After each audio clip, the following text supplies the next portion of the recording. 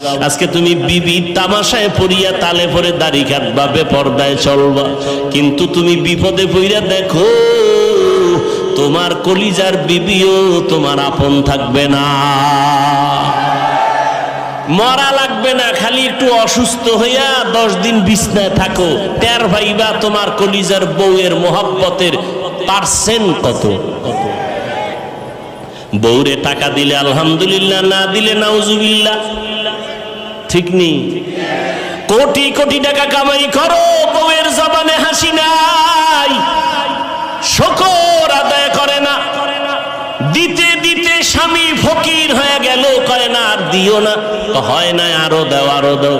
কয়জন বিবি ঘরে আছে বলবে আমার সন্তানের তুমি পোশাক দাও, ঈদের বাজার করো, আমার জন্য কোনো শখ নাই, পারলে তুমি খুশি মনে যখন পারো দিও, এখন আমার দরকার নাই।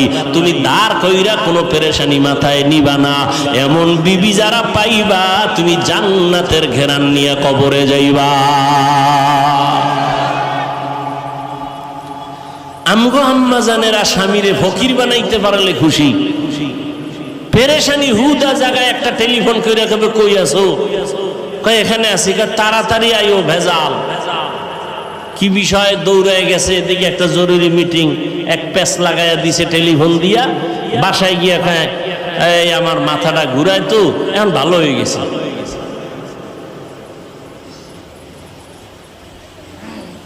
হ্যাঁ, এই জন্য ভালো মেয়ে বিয়া করো।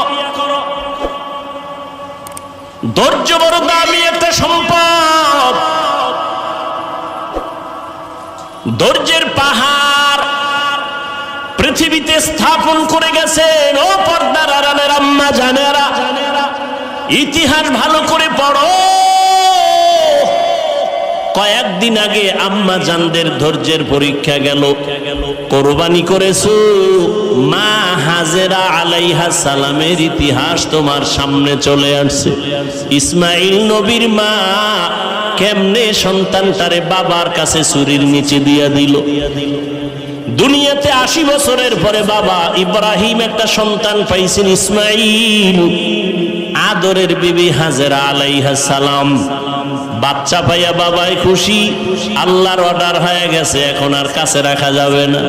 মক্কার কিনারায় জঙ্গল পাহাড়, ওখানে বিবি হাজেরাকে আর ইসমাইল শিশুটারে রাইখা নবী ইব্রাহিম বিদায়।